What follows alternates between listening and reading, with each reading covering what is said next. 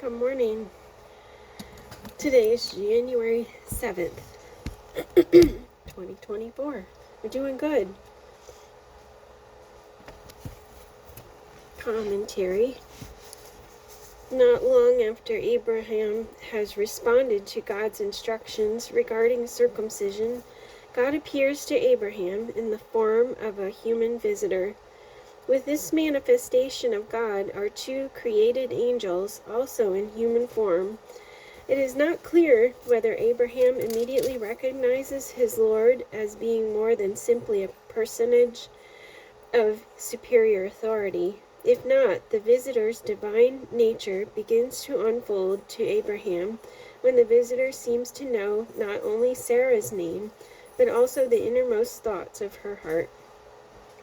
When God announces that Sarah will soon bear a son, Sarah, who has been listening from the tent, laughs with disbelief, though perhaps with hopeful anticipation as well. When God questions her laugh, Sarah impulsively denies any expression of doubt. But when God insists that she is not telling the truth, Sarah stands silent and fearful in recognition that this heavenly visitor has correctly perceived her disbelief. The incarnation of God on this occasion and his announcement of a clearly supernatural birth are both predictive of the promised spiritual heir to Abraham, and the freedom of joy of fellowship between God and man is witnessed in Abraham's hospitality to his heavenly guests, who now appear to Abraham as he relaxes in his tent, probably after his own midday meal. Picking up from Genesis 18:1, the Lord appeared to Abraham near the great trees of Mamre while he was sitting at the entrance to his tent in the heat of the day. Abraham looked up and saw 3 men standing nearby. When he saw them, he hurried from the entrance of his tent to meet them and bowed low to the ground. I gotta pause for a second.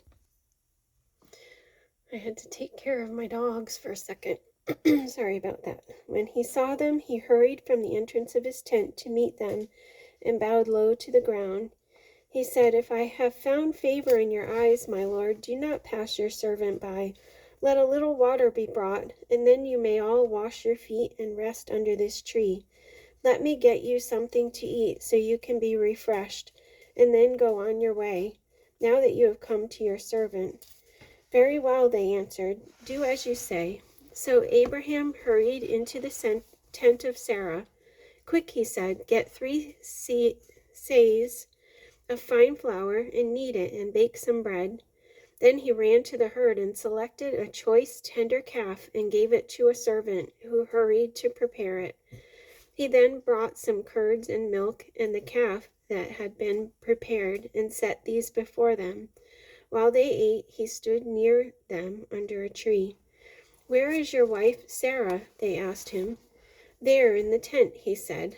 Then the Lord said, "I will surely return to you about this time next year, and Sarah, your wife, will have a son." Now Sarah was listening at the entrance to the tent, which was behind him. Abraham and Sarah were already old and well advanced in years, and Sarah was past the age of childbearing. So Sarah laughed to herself as she thought, "After I am worn out and my master is old, will I now have this pleasure?" Then the Lord said to Abraham, "Why did Sarah laugh and say, 'Will I really have a child now that I'm old?' Is anything too hard for the Lord? I will return to you at the appointed time next year, and Sarah will have a son." Sarah was afraid, so she lied and said, "I did not laugh." But he said, "Yes, you did laugh." This is commentary. If God is perturbed by Sarah's impulsive deception, it is nothing to compare with the righteous wrath he is soon to display against the wicked cities of Sodom and Gomorrah in the Jordan plain, presumably near what is today known as the Dead Sea.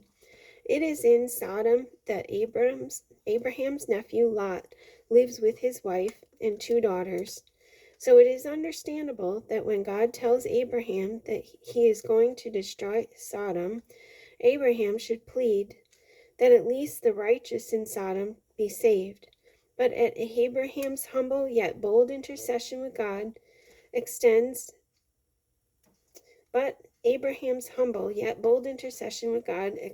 to even those outside Lot's family, should they be found righteous. God's response to Abraham's calculated bargaining reveals God's sublime righteousness and mercy. God's extraordinary judgment against Sodom is apparently prompted by an uncommon wickedness, made all the more repulsive because of the unnaturalness, violence, and presumptuousness with which its inhabitants' lives are filled. An example of their wickedness is found in the way in which two angels are received as they arrive in Sodom after their visit with Abraham. When Lot shares with them the hospitality and protection of his home, the men of Sodom demand that Lot release to them the angels, whom they presume to be normal men, so that they might use the angels for sexual perversion. It is because of this incident that the practice of homosexuality has ever since been associated with the Sodomites. Although this particular depravity is not the only one in which they engaged.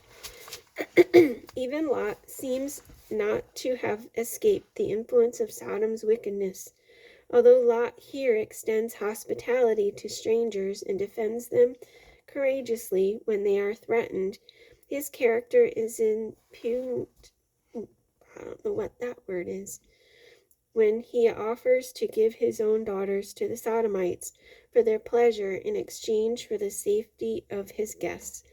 And when the angels tell of the impending destruction, Lot is hesitant to leave Sodom, perhaps because of undue attachment to his material possessions.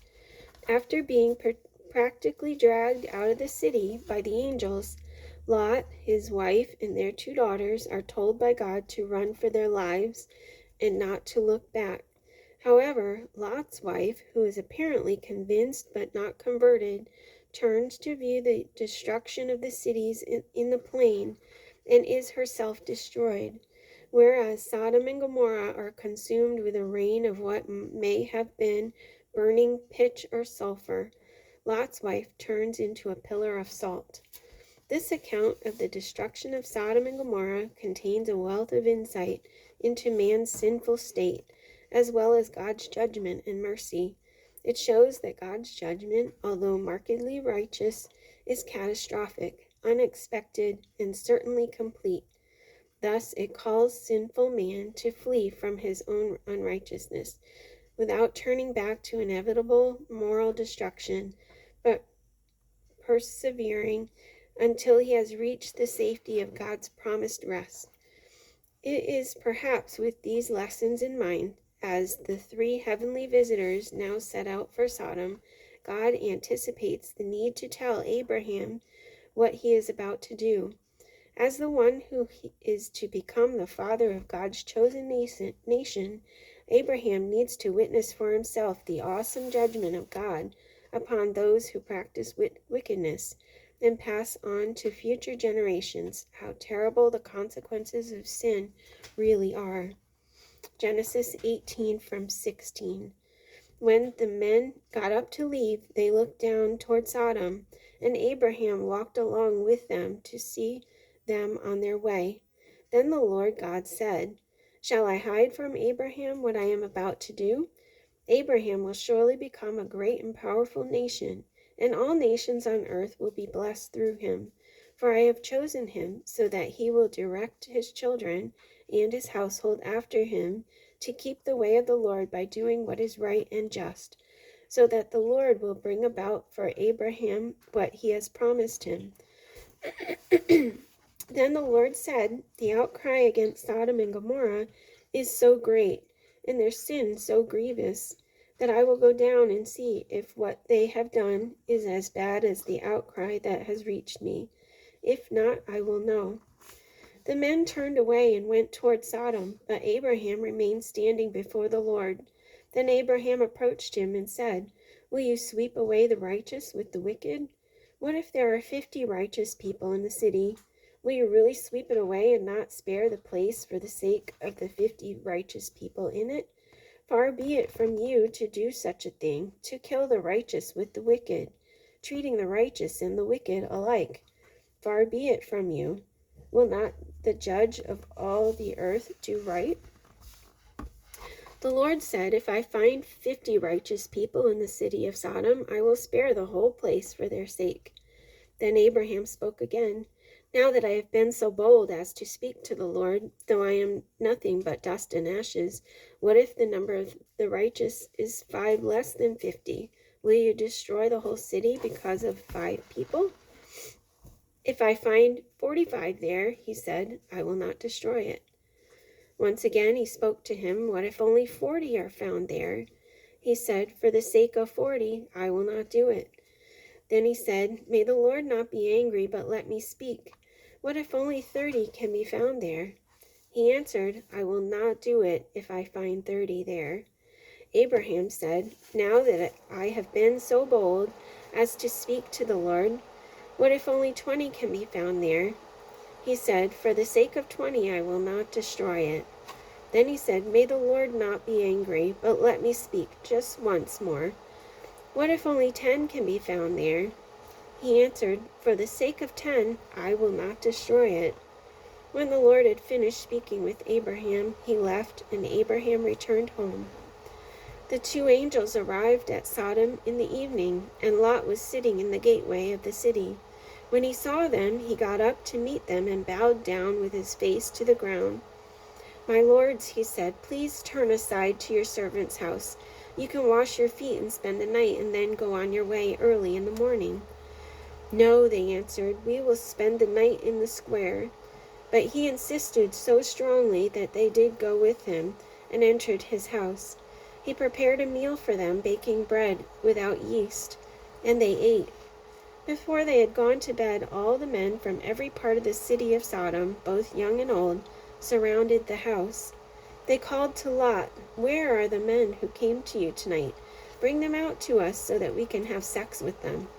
Lot went outside to meet them and shut the door behind him and said, no, my friends, don't do this wicked thing. Look, I have 2 daughters who have never slept with a man.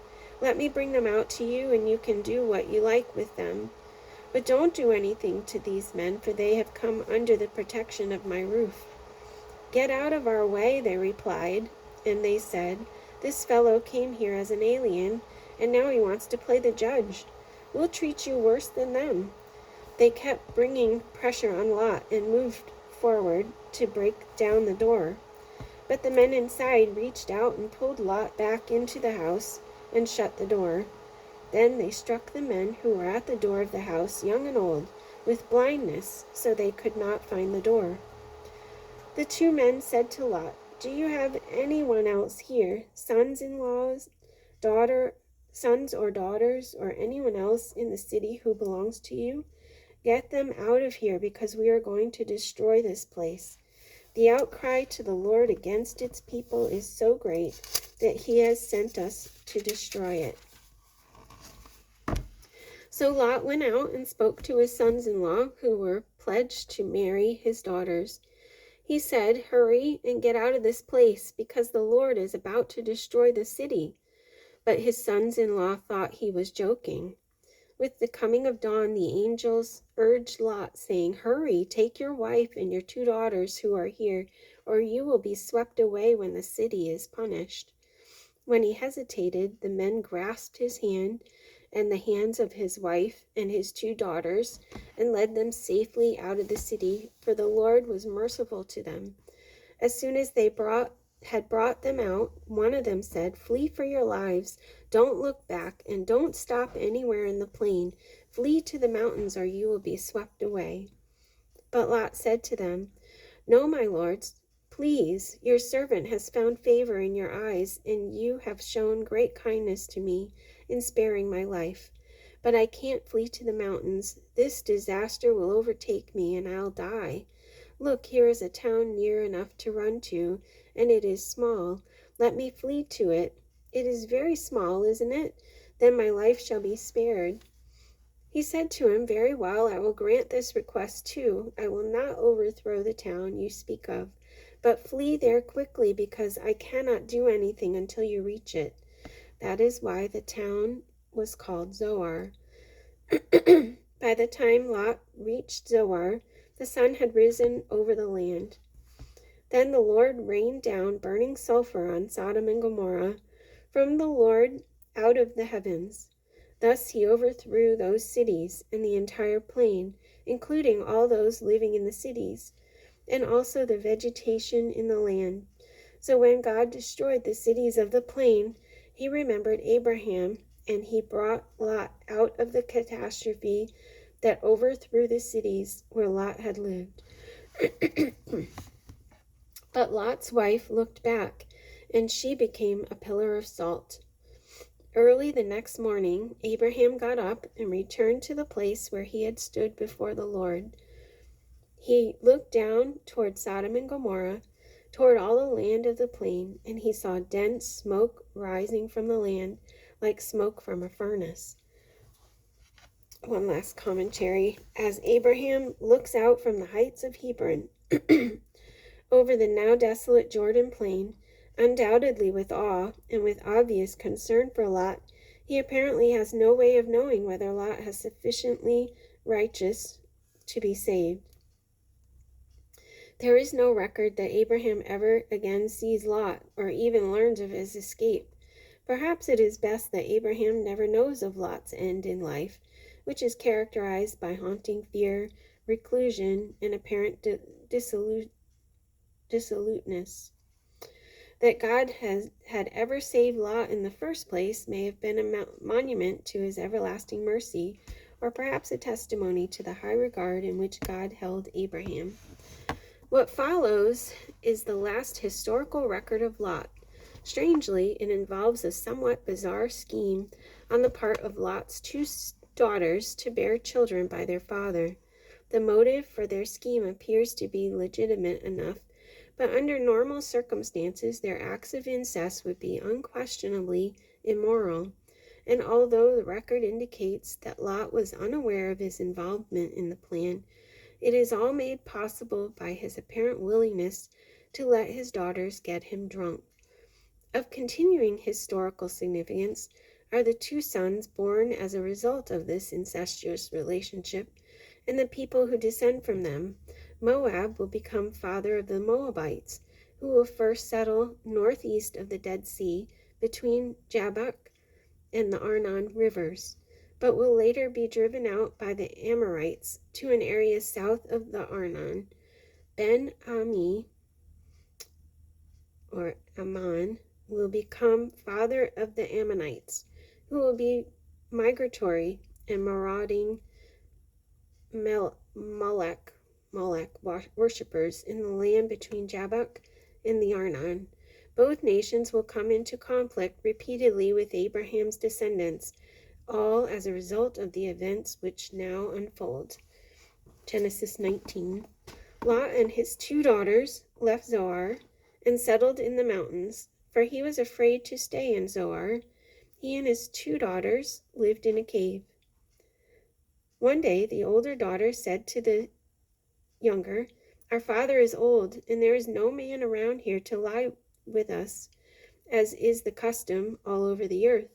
Let's get our father to drink wine, and then lie with him and preserve our family line through our father." That night they got their father to drink wine, and the older daughter went in and lay with him. He was not aware of it when she lay down or when she got up. The next day the older daughter said to the younger, "Last night I lay with my father. Let's get him to drink wine again tonight, and you go in and lie with him, so we can preserve our family line through our father." So they got their father to drink wine that night also, and the younger daughter went and laid with him. Again, he was not aware of it when she lay down or when she got up. So both of Lot's daughters became pregnant by their father. The older daughter had a son, and she named him Moab. He is the father of the Moabites today. The younger daughter also had a son, and she named him Ben-Ami. He is the father of the Ammonites today. And that's it for today. See you tomorrow.